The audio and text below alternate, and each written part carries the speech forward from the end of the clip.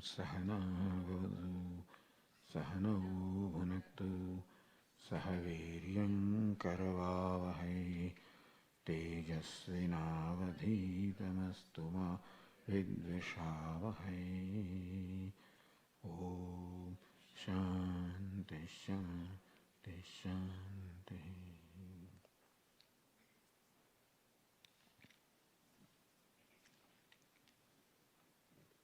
Someone start with a question.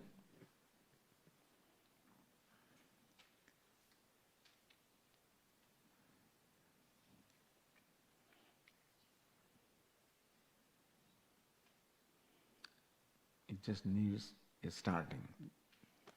Swami says there are lots of new people. Maybe a little bit on the context of Gita and that we'll talk about in the class. okay.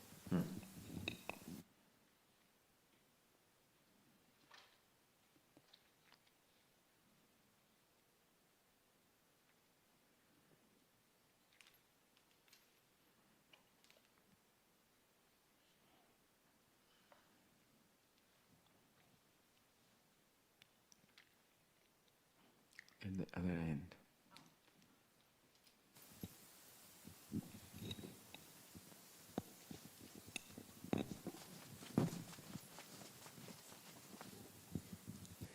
Hari Om Swamiji. I'm amazed at how my relationship with Vedanta has changed as I've aged. I started coming here as a child, and then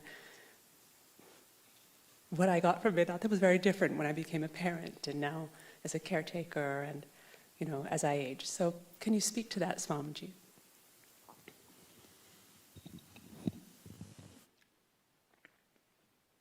Yes, how our relationship with Vedanta grows and matures. For children's classes also, our teachers talk to them about Ishvara, I guess about Karma Yoga, in the way that they can understand, values primarily. And that's how children get exposed to another dimension of life, that there is something over and above what they learn in the schools. And that is something very necessary for living a successful life. So beginning from even small children, they start teaching values in their own way. And then as they grow, then they get to learn other aspects of Vedanta, such as Ishvara, such as Karma Yoga, something that they can apply in their life. In case of Padma, then she also became a Vedanta student because of her grandparents who were most closely associated with the Gurukulam, ardent devotees and servants of Gurukulam and Puja Swamiji. And therefore she had a continuous exposure. That now she has become a parent, but almost essentially every year she has been attending the camps. And so the understanding matures. You can see how effectively she is a good parent, a good caretaker. The grandmother who raised her needs her care now. And the role has changed, and very devotedly she is carrying out that role. And her husband also is a very decent, very nice person. The two daughters are, very good children. So thus, I guess he becomes a role model for parents as to how you can contribute effectively in the growth and maturity of your children when you consistently bring them to the Gurukulam.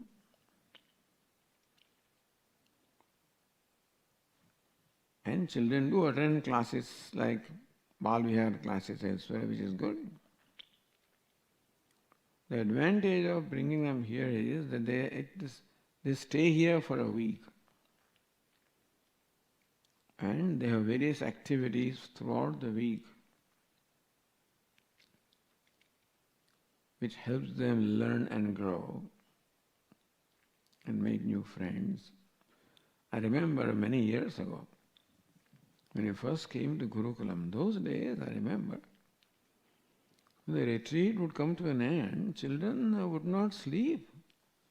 On the last day, and they would exchange emails and exchange those days telephone numbers. They would cry. They didn't want to separate. So such a strong bond they had cultivated, which is the great advantage of staying together, playing together, learning together. And of course, children make friends very easily. So those days I was quite amazed at how in such a short time they create such a strong bond. So living a life without television, with minimum of social media, I guess, because they are kept engaged almost throughout the day and they are under supervision. So they cannot use the cell phone, etc. during the day. This is a great vacation, a retreat for the children also from the social media as well. And how you can live without television. How you can live without those things which you thought you could never do without. And they just get engaged in the activities, participate enthusiastically, enjoy all the programs. So that way, as a parent, Padma has learned how beneficial it is for the children to come to Gurukulam, attend the children's retreat and other programs also. So she is a good example for other parents also to follow. Of course, she herself was a child, so she grew up here. And that is what enabled her to recognize the value of the Gurukulam. And therefore, very enthusiastically, she also exposed her children to these programs. So, she is an excellent example of the one who grew up here and now helps her children also grow. Anything more?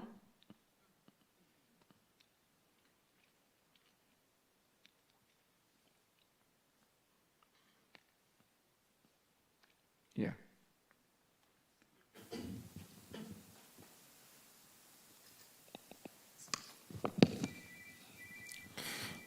Puja Swamiji, my namaskars. I've heard that when you chant the name of the Lord, like Hare Krishna, Krishna, that somehow, helps you with bhakti. And so could you please explain me the rationale why the chanting of God's name leads you to that devotion? The Srimad Bhagavatam, very famous text, this Navada Bhakti, or 9 means of expressing devotion, and 9 means also of discovering devotion, same things.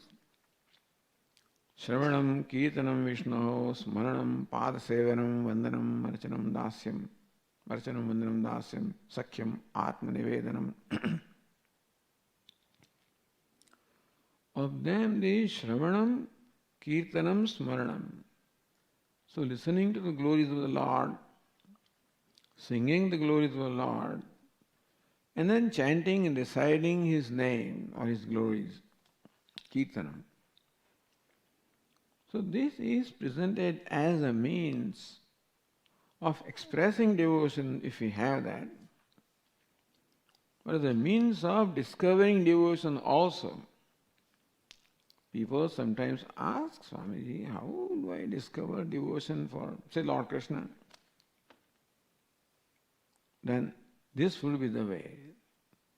Expose yourself to the glories of the Lord.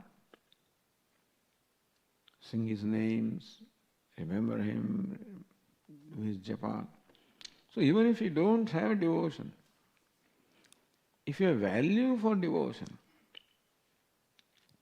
that is, I want to discover devotion for the Lord. In that case, we deliberately practice these things.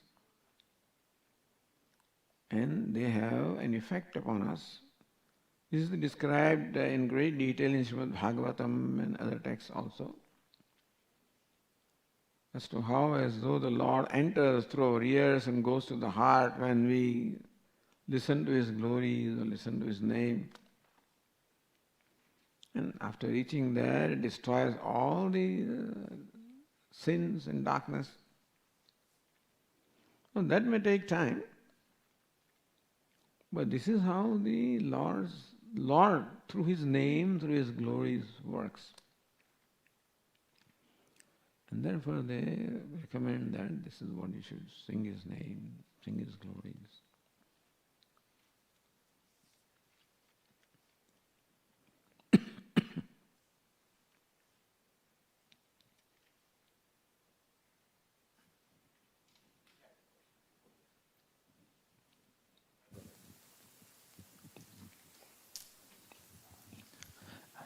Good evening, Swamiji. I just wanted to know who's the author of scriptures. Is it written by God itself, or is it basically written by a human being like Bhagavad Gita or Vedas, Brahma Sutra? Because when we study these scriptures, it feels like it's a human being who has experienced life through its struggles and figured out what are the mistakes one commits in life, and then tries to put all those lessons learned over a lifetime into these books. So it feels like it's written by a human being. So how can we have Shraddha in such a scripture, Yeah, but our Shraddha is that they are not written by human beings. They are revealed to the human beings. So they do come through the human beings. So the language is that of human beings. But it is not something that is created by human beings or evolved by human beings, something revealed to them. So Rushaya mantra drashtara, not to mantra kartara. So we call Rishis are those who see the mantras. They are called seers and not the authors. And therefore, Vedas traditionally, as we believe, are not written by anybody, although with every mantra is associated a Rishi. That Rishi is a seer of that mantra to whom the mantra is revealed, like Gayatri mantra, sage Vishwamitra and so forth. So this is our Shraddha. Otherwise, as you said, if it's a product of human mind, then it will be subject to various deficiencies. The human mind is subject to ignorance, ajnanam, viparita jnanam, false knowledge, samshayam, doubt. Also, knowledge is gained through our sense organs, which are all limited.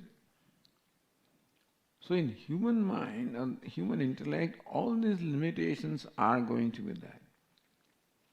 And therefore anything that is the creation of human mind is going to have limitations. Whereas we look upon Vedas as pramanam, as a valid means of knowledge, and nirdosham pramanam, meaning that pramanam, means of knowledge without any dosha or defect. That can only be if it is not a product of human mind, it is something revealed by Ishvara. So this is a traditional belief. Although you will find that all the adherents of different religions also believe that their books are all revealed by God. Yeah. Because then only there can be Shraddha. In fact, the Bhagavad Gita, Bhashya, commentary by Bhashyakara Adi Shankaracharya ji,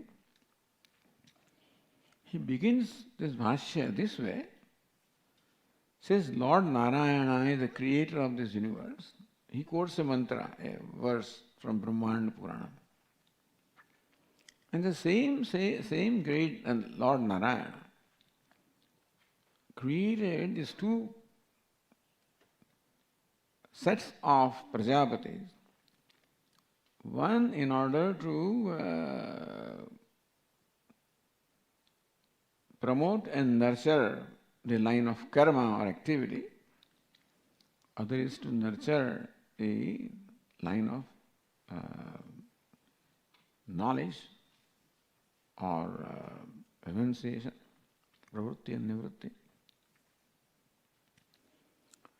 And when the Lord found that the adharma was growing and the dharma was declining, then he took incarnation as Lord Krishna. So first of all he introduced who Lord Krishna is, in order to help us understand that the one who has revealed Bhagavad Gita is not a human being, is an avatara or incarnation of the Lord. In that sense, Bhagavad Gita also stands in line with other scriptures which are also revealed by Ishvara, Vedas. Ya swayam padmanabhasya mukha padmad vinisrata. That Bhagavad Gita is one that has emerged from the lotus mouth of Lord Krishna. So even Lord Krishna also is not looked upon as the writer or creator of Bhagavad Gita. She is emerged from him. And that is how we can look upon that as a valid means of knowledge. Bhagavad Gita. Vedas, of course, but Bhagavad Gita also enjoys the status of scripture. Brahma Sutras are written by Vedavyasa. Upanishads are not. Bhagavad Gita is not. Brahma Sutra is a commentary upon those and explain the meanings of mantras, mainly. So Brahma Sutras are written by Vedavyasa or Badarayana, not Bhagavad Gita, just as Upanishads are not. So the way I'm understanding is the reason these, the Vedas was revealed to the seers is probably because they had great discipline like meditation and certain habits, which I think in some sense they were blessed with that knowledge because they deserve to get that knowledge. But if I think about other religions like Buddhism, they also do meditation. They also have very strict practices. So would you say what is revealed in their scriptures is also revealed by God? Or because somewhere, there's a divergence between religions, like our religion says that, karma yoga, basically, whatever happens in our life is based on our own actions and nobody else is to blame for it. Our next birth is based on how we live this life. Whereas if we look at other religions, it's about heaven and, so I was just trying to understand if it's all about discipline and meditation, then the seers in other religions also, their books also would be true, right? I mean, in some sense, how does a person know that Hinduism is the true, revelation versus other religions, So here I would quote our Puja Swamiji, that we are willing to accept other scriptures also as pramanam, as long as they do not militate against reasoning. If what is stated goes against the reason, then we would question it. Now, what the Upanishads, for example, reveal is not a product of reason. However, it is reasonable, meaning what they reveal is in keeping with the reason. We just say it, the law of karma, we just quote it. It's a law of cause and effect, nothing more than that. Effect is compatible with the cause. So karma is a cause and you create an effect. And if other people do not accept this, for whatever reason, that is their problem, then, because the law of karma is law of cause and effect. If you don't accept that basic law, then you can't explain what is, why, what is the reason for this diversity, variety, diversity, disparity. Are you what we are? God made you so, so that to us doesn't make sense. And so, I said, as long as what other scriptures say also makes sense, so long we have no difficulty in accepting them. But if we feel that they do not, they violate the reasoning, then we will think about them.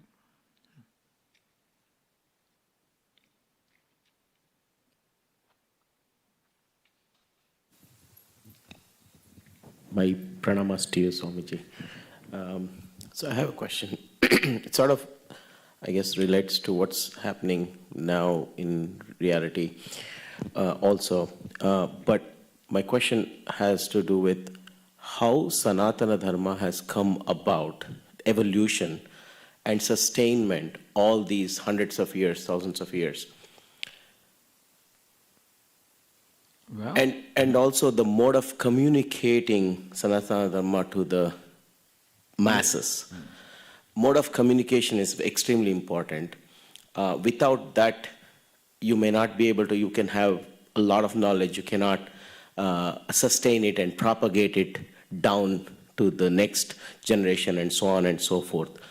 And in the changing times of the mode of communication itself, in terms of media, social media, Twitter, TikTok, and whatnot, how the propagation happens in the next 20 years, 50 years, 100 and beyond, when something that has come from thousands of years, and luckily for our generation, we have that.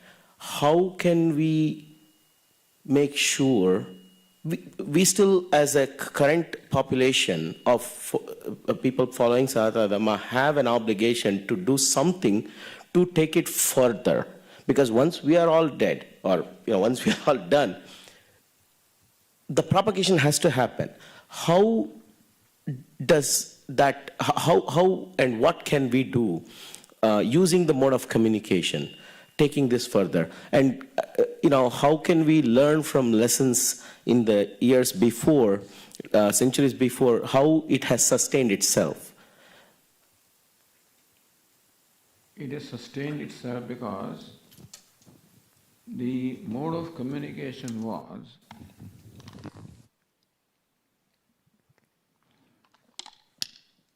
from father to children.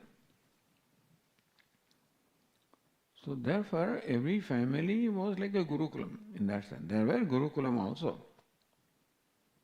But it is the parents who followed the Dharma and communicated Dharma not only in words also but by their actions.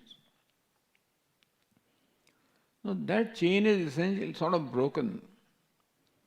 The influence of the Western influence, if I want to use the word Western, well, let us say that when Artha and Kama became now the principal Purushartha, as long as Dharma was the principal Purushartha, so long it all worked. But with the greed being, invoked from people, Artha and Kama, so then wealth and comfort and pleasure, when they become the main purpose of life, and Dharma is going to suffer. And that's what is happening. So when you ask this question, we have to say that you and I have the responsibility of communicating this to our next generation. And this next generation will accept us or our words only when they will find that we walk the talk. Ours was a generation, even I'm talking about before you, that's my generation. We accepted as our parents told us, without questioning. So we did not question. And we accepted them and tried to follow them. But the next generation will not accept just because we tell them. They want to know the reasoning, number one, and which mostly we do not have.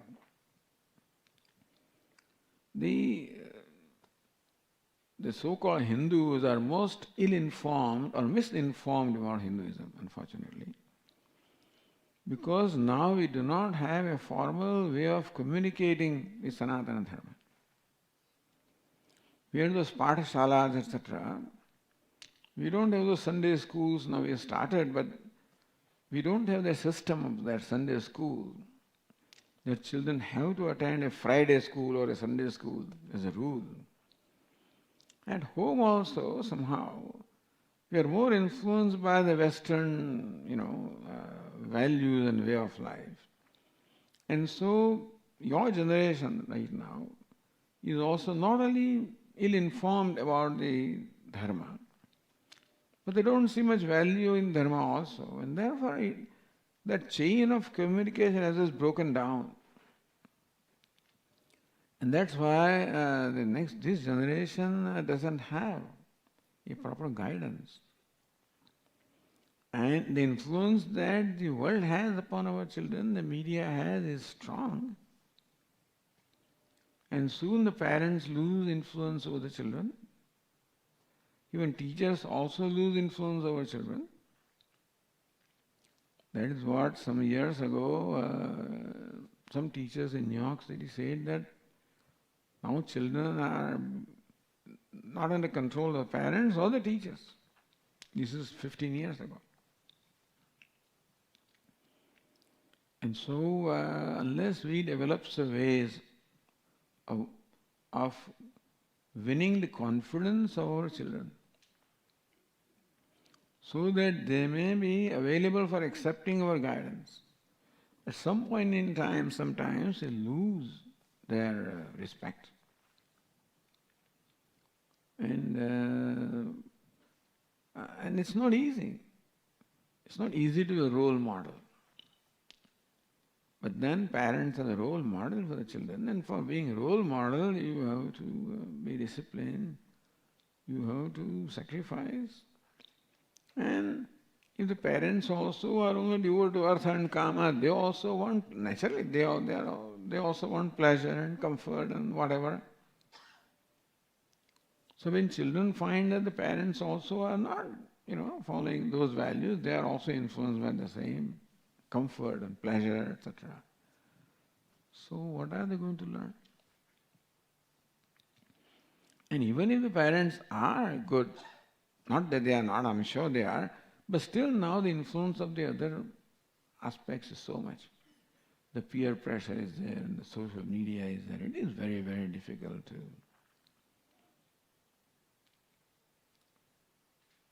have influence upon children after a certain point.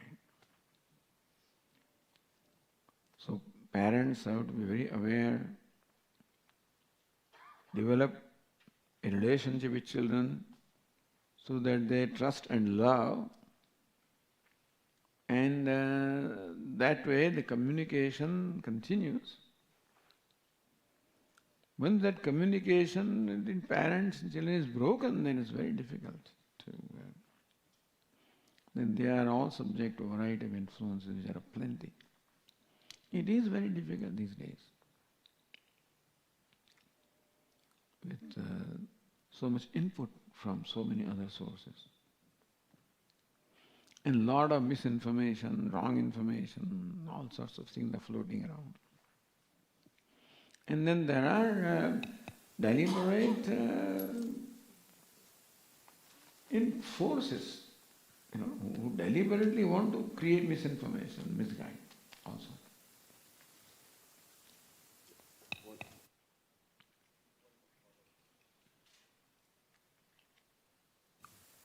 One more follow-up question, Guruji.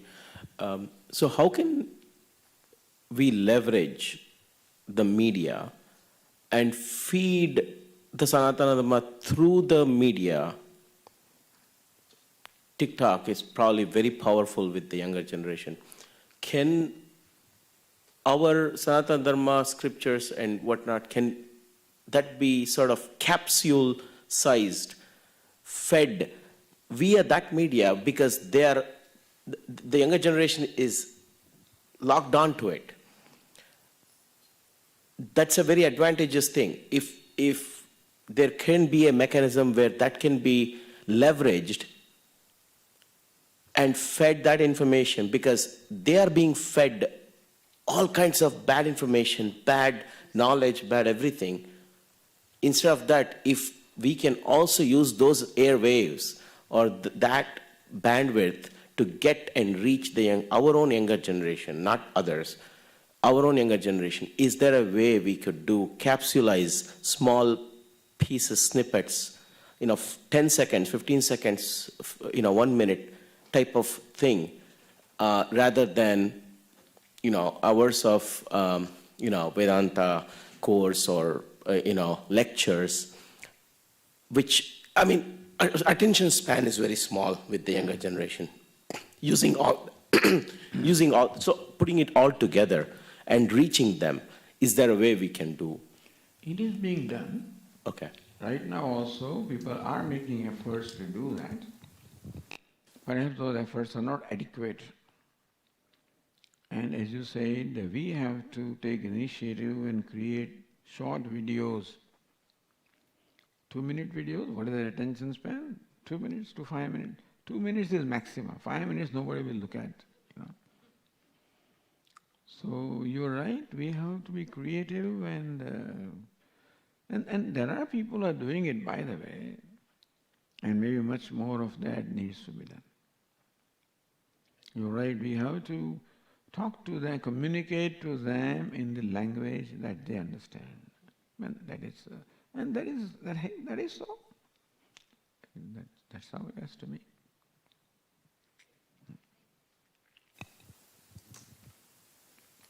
To join that effort. Namaskar, Swamiji. Swamiji, is there any scripture or Vedas or Puranas talk about the artificial intelligence? And what do you think artificial intelligence will do in spreading the knowledge? To the best of my knowledge, no, artificial intelligence is not talked about. They're all development in science. And the scientific development, it keeps coming and growing. So as far as that is concerned, we have to depend upon science. We cannot go back to Puranas and things, you may find some examples, but so artificial intelligence we have to learn from the modern science.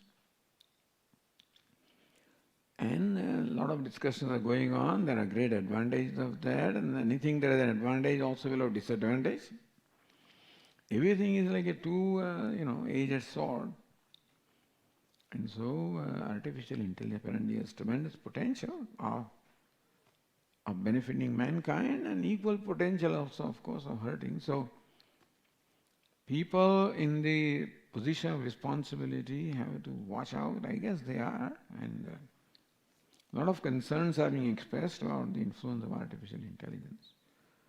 There are great advantages, and already we are benefiting from that.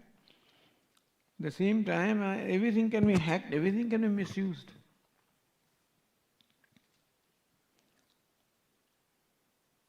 So you have to watch out.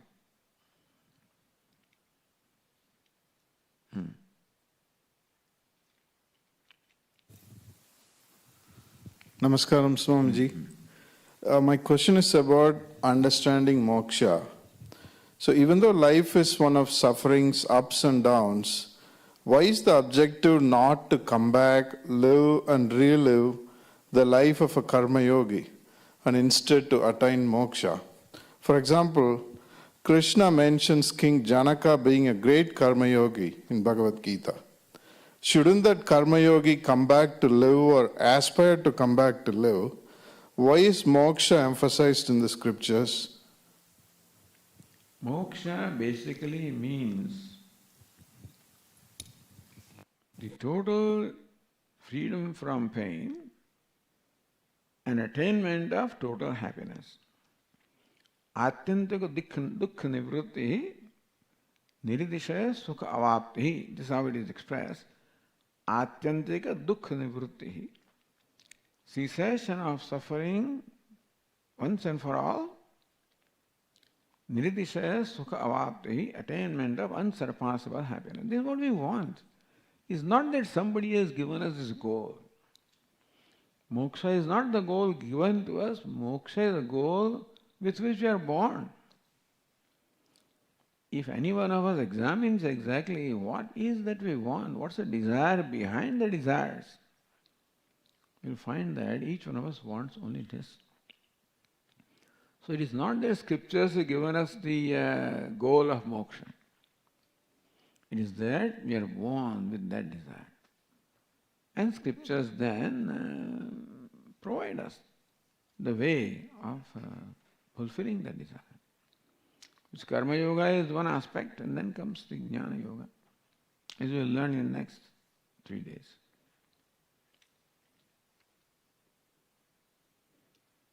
Okay, we'll have the last question here.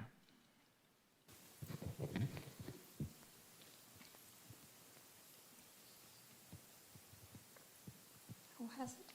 Right here.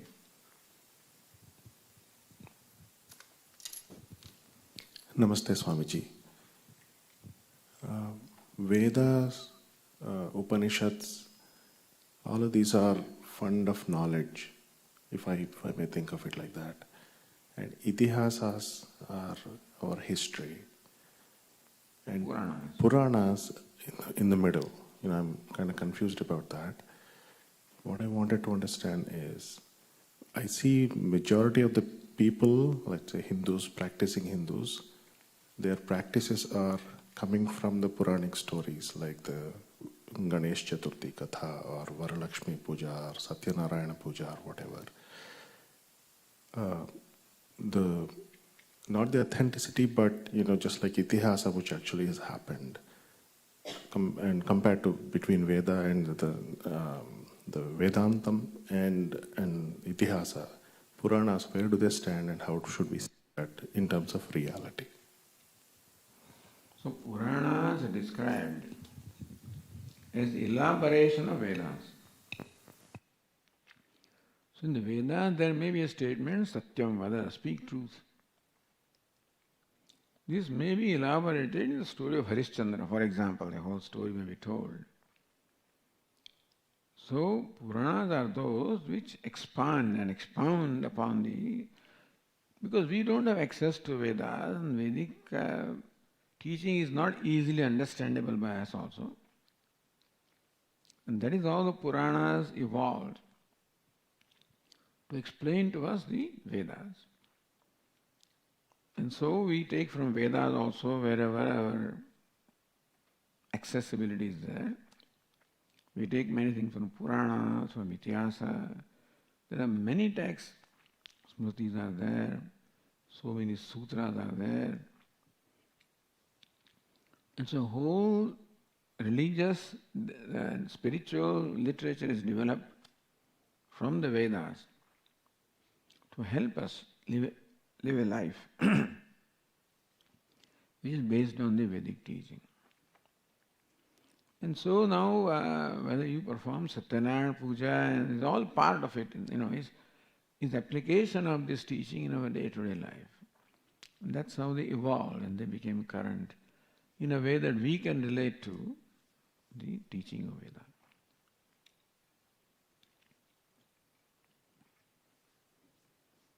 Alright, so we'll conclude. We'll conclude with one bhajan. And you please repeat after me.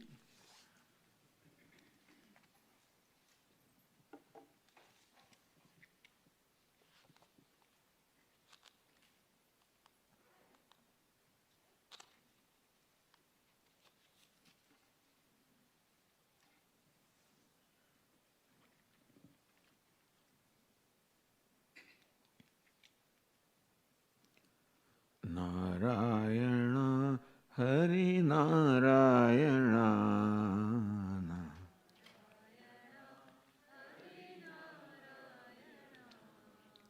Narayana Hari Narayana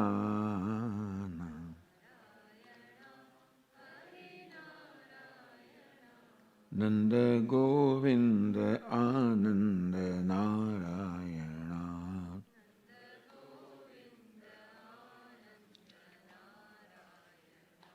Nanda Govinda Ananda Narayana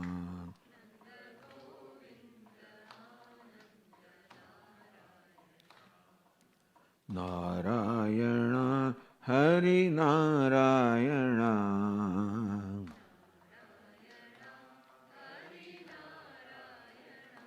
Nanda Govinda Ananda Narayana. Everybody please join. Nanda Govinda Ananda Narayana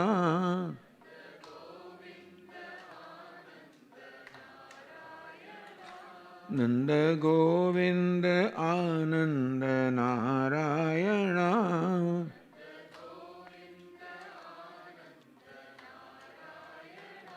Nanda Govinda Ananda Narayana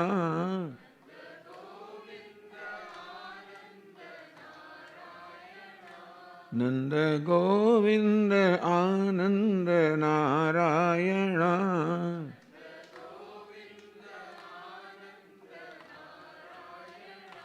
Nanda Govinda Ananda Narayana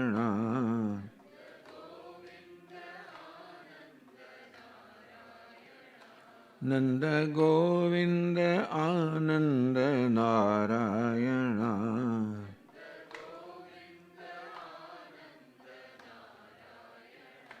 Nanda Govinda Ananda Narayana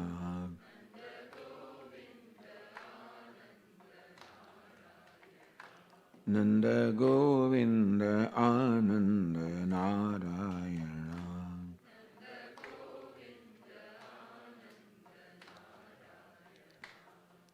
Narayana Hari Narayana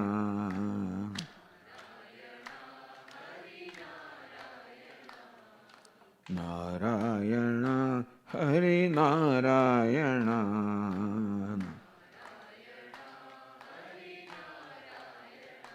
Nanda Govinda Ananda Narayana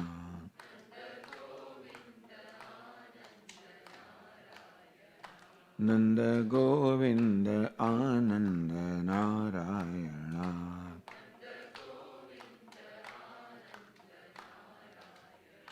Nanda Govinda Ananda Narayana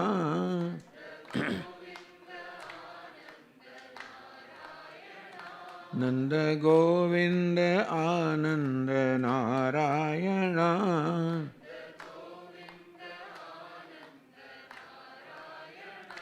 Nanda Govinda Ananda Narayana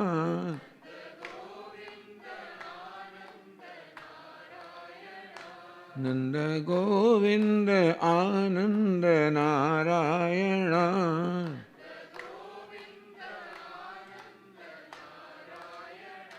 Nanda Govinda Ananda Narayana.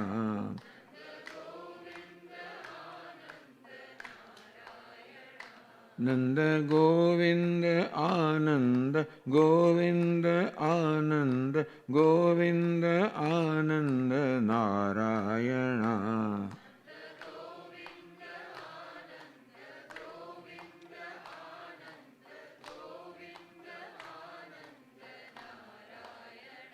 Nanda Govinda Ananda Narayana.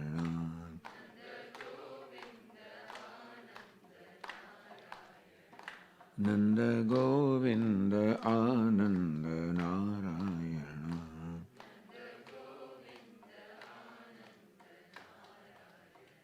Nanda Govinda Ananda Narayana.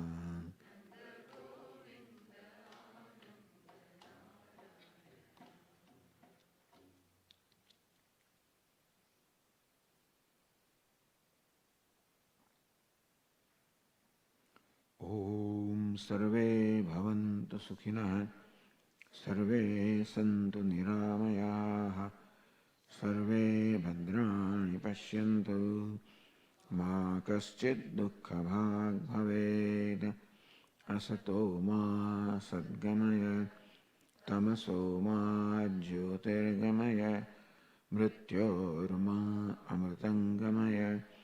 Om Purnamada Purnamidam Purnat Purnamudachyate Purnasya Purnamada Yapurnameva Vasishyate. Om Shanti Shanti Shanti.